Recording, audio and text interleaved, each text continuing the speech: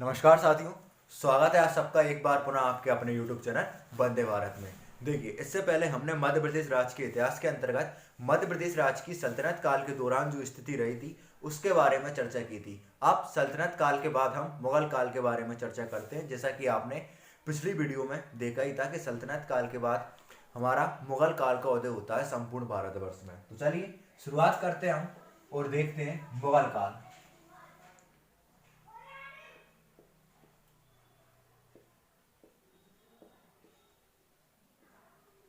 देखिए, मुगल काल की शुरुआत होती है बाबर से। ठीक है, मुगल काल की शुरुआत होती है बाबर से, जब 1526 में इब्राहिम लोदी और बाबर के मध्य पानीपत की लड़ाई होती है।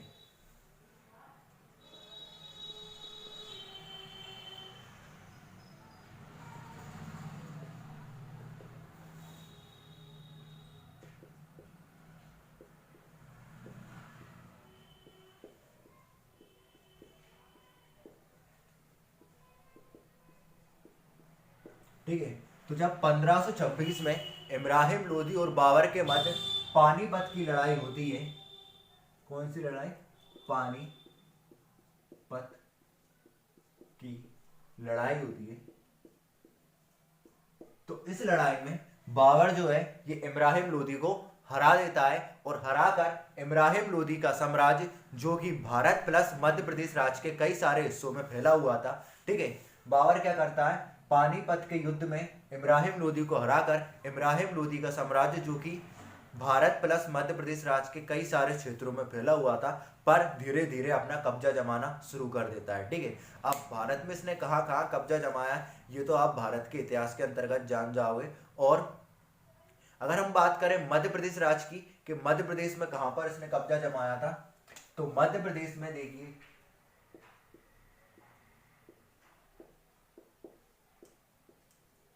मध्य प्रदेश में इसने ग्वालियर,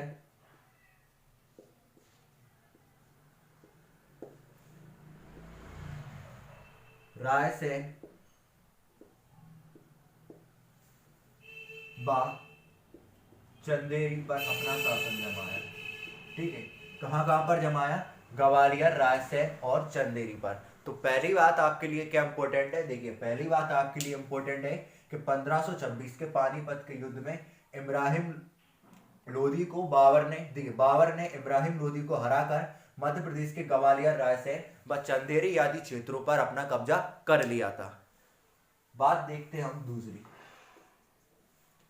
फिर देखिए, बाबर ने अपने जीवन के अंतर्गत, देखिए जब बाबर भारत आया था तो बाबर ने भारत की सीमा में कुल 4 लड़ाइयां लड़ी थी। ठीक है, बाबर ने भारत की सीमा में कुल 4 लड़ाइयां लड़ी थी। पहली जो थी वो पानीपत का युद्ध था। दूसरी जो हुई वो हुई 1527 में।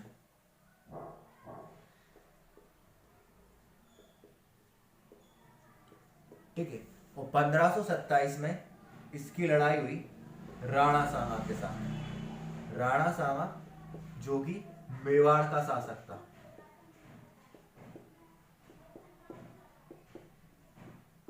तो 1527 में राणा सांगा और बाबर के मध्य एक युद्ध हुआ जिसको खानवा के युद्ध के नाम से जाना जाता है।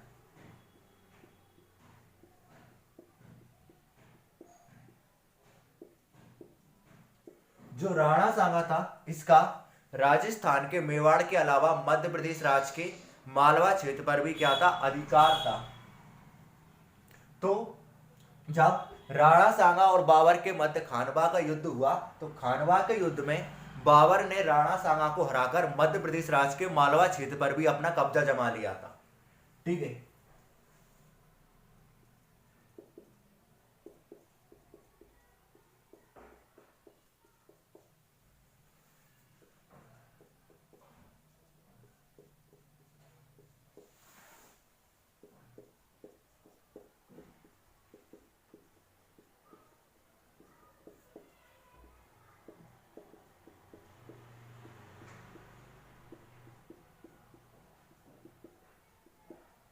तो दूसरी इंपॉर्टेंट बात आपको क्या याद रखनी है कि जो 1527 में राणा सांगा और बाबर के मध्य खानवा का युद्ध हुआ। इस युद्ध में बाबर ने राणा सांगा को हराकर मध्य प्रदेश राज्य के मालवा क्षेत्र पर भी अपना कब्जा कर लिया था, क्योंकि राणा सांगा का मध्य प्रदेश के मालवा क्षेत्र पर भी अधिकार था।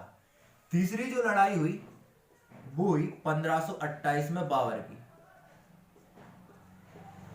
ठीक है, तीसरी जो लड़ाई हुई वो हुई 1528 में बाबर की। और ये कब किससे हुई? ये हुई चंदेरी के शासक मेदिनी राय से।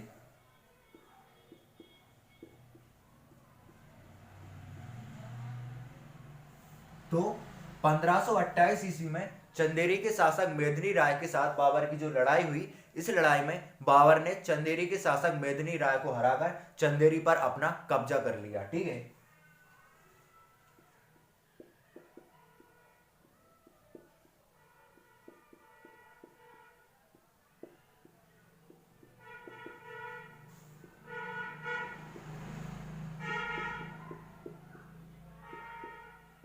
तो 1528 ईस्वी में बाबर ने चंदेरी के शासक मेदिनी राय को पराजित कर चंदेरी पर अपना कब्जा जमा लिया था।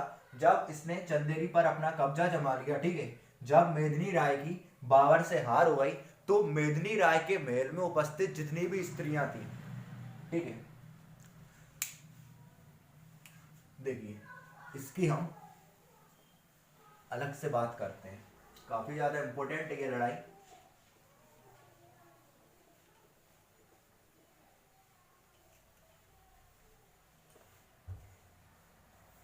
हम बात कर रहे हैं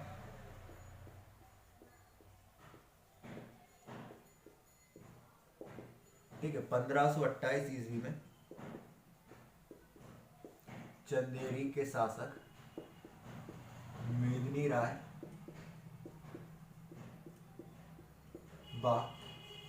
बाबर के मध्य हुए युद्ध की। तो जब 1528 ईस्वी में बाबर चंदेरी के शासक मेदिनी राय को हरा देता है, तो मेदिनी राय के हार जाने के पश्चात मेदिनी राय के महल में उपस्थित जितनी भी स्त्रियां थी, ये सभी स्त्रियां बाबर के आदमियों से अपने सतीत्व की रक्षा करने के लिए जौहर कुंड में अपने प्राण त्याग देती हैं। ठीक है, याद रखिएगा।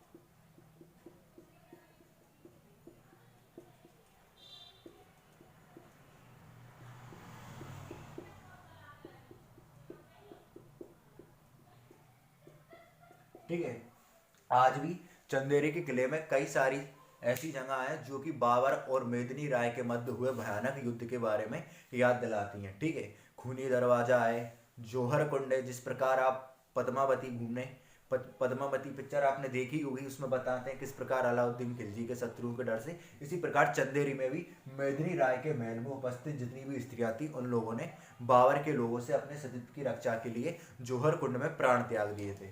ठीक है, अब क्या था, ये जितनी भी स्त्रियां थी, इन्होंने बाबर से बचने के लिए जौहर कुंड में अपने प्राण तो त्याग दिए थे, बट दो स्त्रियां ऐसी थी जो कि प्राण त्याग नहीं पाई थी, और ये दोनों की दोनों स्त्रियां जो थी, ये थी मेदिनी राय की बेटियां।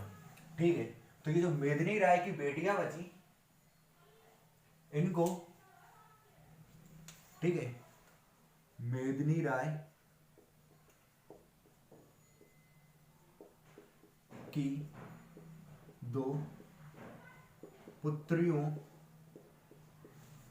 को बाबर ने अपने कब्जे में ले लिया।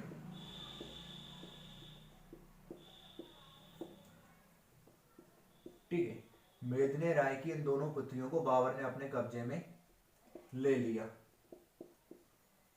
और कब्जे में लेकर ये इन्हें अपने साथ ले गया, और इनका विवाह इसने अपने दो पुत्र हुमायूं और कामरान से करवाया। ठीक है, किस किस से करवाया? हुमायूं व कामरान। तो याद रखिएगा, देखिए कई सारे फैक्ट ऐसे हैं जो आपकी चंदेरी की लड़ाई से पूछे जाते हैं। कौन कौन से? पहला पूछा जाता है बाबर और मेदिनी राय के मध्य चंदेरी का युद्ध कब हुआ? 1528 में हुआ। बाबर ने चंदेरी के किस शासक को हराकर चंदेरी पर अपनी विजय हासिल करी? मेदिनी राय को। फिर मेदिनी राय हार गया तो मेदिनी राय के महल में उपस्थित सभी स्त्रियों ने बाबर से, ठीक है, बाबर के लोगों से अपने सतीत्व की रक्षा के लिए जौहर कुंड में प्राण त्याग दिए थे। और जो दो बेटियां बची थी मेदिनी राय की, इनको बाबर ने अपने साथ ले जाकर, वो कौन से दो पुत्र थे जिनका विवाह इनके साथ किया था? तो कौन कौन से थे? हुमायूं और कामरान थे। 4 पुत्र थे, ठीक है, बाबर के, हुमायूं, अस्करी, कामरान और हिंदाल। तो क्वेश्चन में आप कंफ्यूज हो सकते हैं, ठीक है। फिर देखिए, ये तो हो गई 1528 वाली। फिर देखिए, मध्य प्रदेश राज्य के इतिहास में भी बाबर का एक युद्ध हमको देखने को मिलता है। हालांकि भारत के इतिहास में इस युद्ध का वर्णन नहीं है, ठीक है, लेकिन मध्य प्रदेश राज्य के इतिहास में इस युद्ध का वर्णन देखने को मिलता है, जो कि बाबर के द्वारा लड़ा गया था। इस युद्ध का नाम था मंदसौर का युद्ध।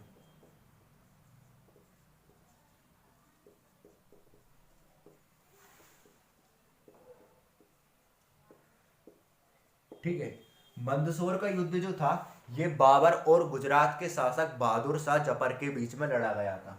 ठीक है, किस किस के बीच में लड़ा गया था? गुजरात के शासक बहादुर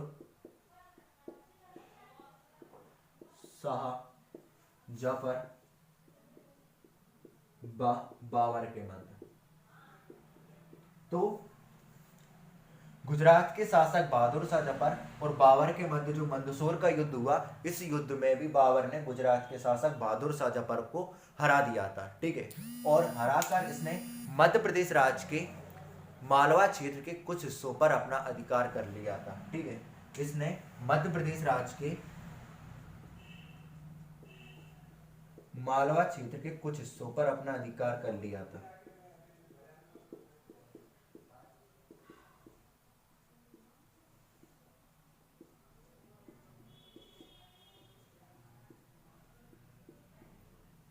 और ये हिस्से कौन कौन से थे? ये था उज्जैन, धार, मांडू आदि क्षेत्र जो थे, ये बाबर ने अपने अधीन कर लिए थे। ठीक है, तो देखिए, मंदसौर के युद्ध में गुजरात के शासक बहादुर शाह जफर को हराकर बाबर ने मध्य प्रदेश के उज्जैन, धार, मांडू आदि क्षेत्रों को अपने अधीन कर लिया था। ठीक है, फिर देखिए, अगर हम बात करें, जैसा कि मैंने आपको बताया था कि बाबर ने भारत की सीमा में 4 युद्ध लड़े थे। 3 तो ऐसे ही हैं जो कि मध्य प्रदेश राज्य की सीमा से, मध्य प्रदेश राज्य के इतिहास के अंतर्गत आते हैं। ठीक है, जैसे कि आपका पानीपत का युद्ध हुआ, इसके अलावा खानवा का युद्ध हुआ, इसके अलावा चंदेरी का युद्ध हुआ। चौथा और हम वैसे ही जान लेते हैं। देखिए, जो चौथा युद्ध हुआ था, ये हुआ था 1529 में। ठीक है, कब हुआ था ये? 1529 ईस्वी में हुआ था। और ये हुआ था महमूद लोदी बाबर के मध्य। महमूद लोदी जो कि इब्राहिम लोदी का ही एक भाई था।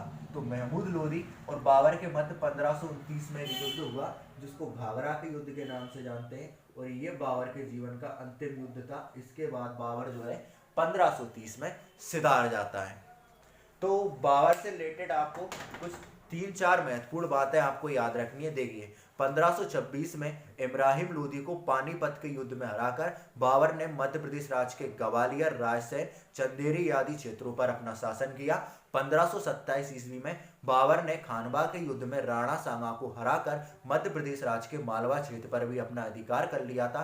1528 ईस्वी में इसने चंदेरी के शासक मेदिनी राय को हराकर चंदेरी पर अपनी विजय हासिल करी। बाबर के लोगों से, ठीक है, जब मेदिनी राय बाबर से हार गया, तो मेदिनी राय के महल में उपस्थित स्त्रियों ने बाबर के लोगों से अपनी सतीत्व की रक्षा करने के लिए जौहर कुंड में प्राण त्याग दिए थे। इसी के साथ साथ 2 स्त्रियां ऐसी थी जो कि जौहर कुंड में अपने प्राण नहीं त्याग पाई थी, और ये दोनों जो थी, ये मेदिनी राय की पुत्रियां थी। इनको पकड़कर बाबर अपने साथ ले गया और इनका विवाह अपने 2 पुत्र हुमायूं और कामरान से करा दिया था। ठीक है, और अंतिम युद्ध बाबर का हुआ था 1529 ईस्वी में इब्राहिम लोदी के भाई महमूद लोदी के साथ, जिसको घाघरा के युद्ध के नाम से जाना जाता है। बाबर ने मंदसौर के युद्ध में गुजरात के शासक बहादुर शाह जफर को हराकर मध्य प्रदेश राज्य के मालवा क्षेत्र के उज्जैन, धार एवं मांडू आदि क्षेत्रों को भी अपने अधीन कर लिया था। तो उम्मीद करते हैं बाबर से संबंधित आपको सारी बातें बहुत अच्छी तरीके से समझ में आ गई होंगी,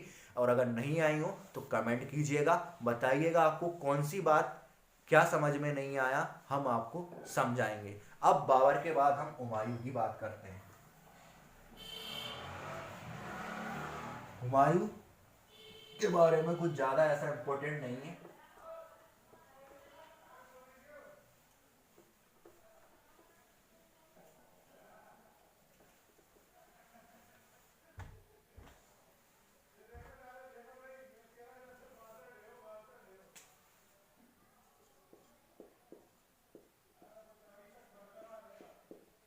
ठीक है, तो हुमायूं के बारे में ज्यादा कुछ इंपॉर्टेंट नहीं है। इसने क्या था, बाबर की मृत्यु के बाद संपूर्ण मालवा क्षेत्र पर अधिकार कर उसको मुगल साम्राज्य में मिला लिया था।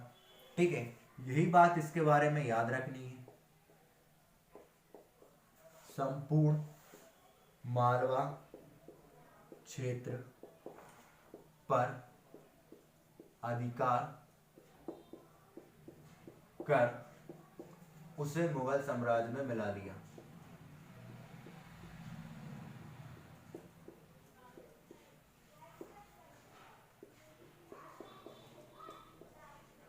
ठीक है, और कब मिलाया, बाबर की मृत्यु के बाद।